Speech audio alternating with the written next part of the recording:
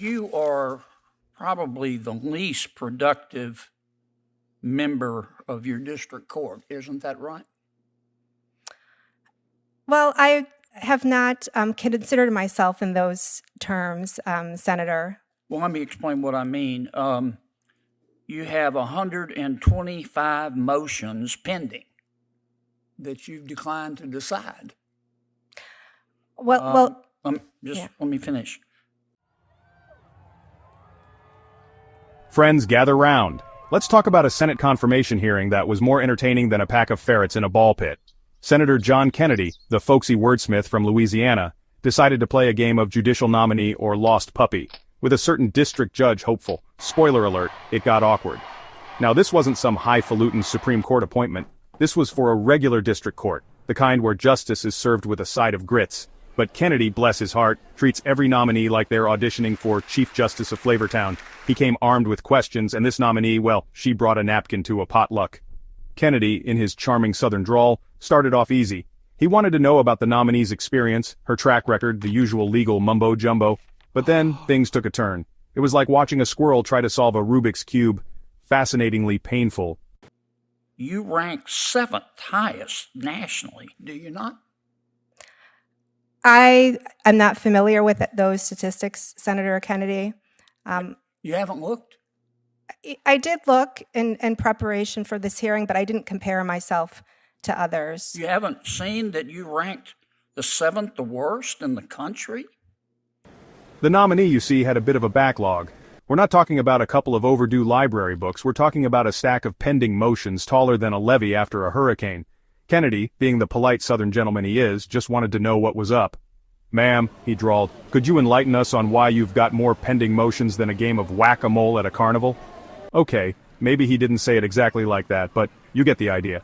The nominee, bless her heart, seemed flummoxed. She stammered, she stuttered, she blamed the pandemic. Look, we've all been there. Blaming the pandemic is the 2020 equivalent of the dog ate my homework. But Kennedy, he wasn't buying it. He's got the patience of a saint, but even saints have their limits. He pressed on, wanting to know how her record stacked up against other judges, you know, the ones who managed to keep their dockets from looking like a hoarder's paradise. In terms of making decisions? You are the first to tell me this. And I think for me, I stress the quality of my decision making. And as I explained, I came on, I was the first district judge to come on during this administration. Yeah, but so were all the others. I mean, there have been 68 district judges confirmed in the 117th Congress. In terms of motions pending for more than 6 months, you rank number 3. You all came on at the same time. You all had the same problems with COVID. You're the 3rd worst. You really think of all the other district judges in the 7th Circuit, you're the one that ought to be promoted? And if the performance issues weren't enough, buckle up, Buttercup, because we're about to talk about guns. See, this nominee had a bit of a history with the Brady Center, a gun control group. Now, there's nothing wrong with that, everyone's got their thing. But when Kennedy asked her about her stance on the Second Amendment, things got as clear as a Louisiana swamp after a downpour.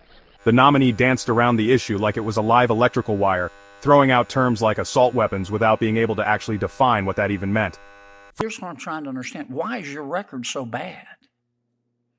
Well, I don't view it that way, Senator. When I look at the quality of my decision-making, the feedback that I get from parties, Of course parties are not going to criticize you. They want you to rule in their favor. I understand, Senator Kennedy. I mean, Knew this. He pressed her, wanting to know how she could possibly uphold the law if she couldn't even define the terms. And that, my friends, is where we leave it. The nominee still clinging to her I don't recalls in vague definitions, Kennedy shaking his head like a disappointed grandpa, and the American people left to wonder if this is really the best we can do.